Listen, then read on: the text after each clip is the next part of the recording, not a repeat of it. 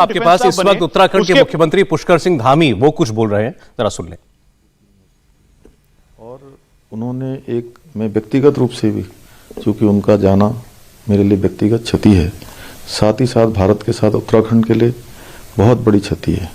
एक सैनिक पुत्र होने के नाते हमेशा उनके अंदर इतनी सादगी, सरलता थी कि हमेशा वो मेरा मार्गदर्शन करते रहते थे।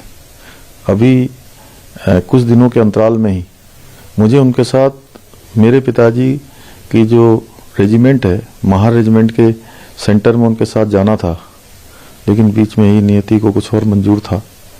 आज उनके परिवार पर जिस प्रकार का एक कष्ट आया है, बड़ा कष्ट आया है, और मैं समझ सकता हूँ एक सैनिक पुत्र होने के नाते कि उनके परिवार पर क्या बीत रही होगी। मैं भगवान से प्रार्थना करता हूँ, उन्होंने संपूर्ण जीवन भर माँ भारती की सेवा की है, राष्ट्र की सेवा की है। भगवान उनको अपने श्री चरणों में स्थान दे, और उनके सभी जितने भी उनके शुभचिंतक, चाहने वाले, उनके पारिवारिक जन, सभी को इस दुख को सहन करने की शक्ति प्रदान करे। ओम शांति, ओम शांति, ओम शांति।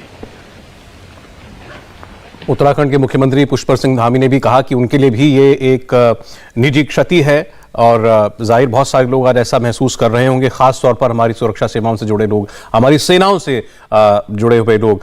अगर एक इस सेंटिमेंट के बारे में सहाय साहब हमको बता सकें कि एक आर्मी लीडर को जब वो चीफ होता है, चलिए अब सीडीएस के पद तो अभी बने थे, जब कोई चीफ होता है, बाकी सेना उसको अपने चीफ के लिए क्या महसूस करती है? देखिए, सिर्फ चीफ नहीं, इमीडिएट ऑफिसर जो होता है एक जवान का, वो उसके लिए भगवान होता है। तो चीफ तो बहुत दूर की बात है, और सीडीएस उससे भी आगे की चीज है। तो सीडीएस जो है वो सर्वोत्तम पद है भारतीय सेनाओं का, पहली बार बनाया गया था। तो वो तो हमारे लिए, जवानों के लिए भगवान होता है। और सीडीएस की एक ऐसी गरिमा होती है, एक ऐसा व्यक्तित्व होना चाहिए कि तीनों सेना के, न सिर्फ जवान, सारे ऑफिसर्स और तीनों सेनाध्यक्ष उस गरिमा को समझ सकें, उसके व्यक्तित्व के महत्व को समझ सकते हो, ऐसा उसका व्यक्तित्व होना चाहिए। और वैसे व्यक्तित्व के धनी थे रावत जी।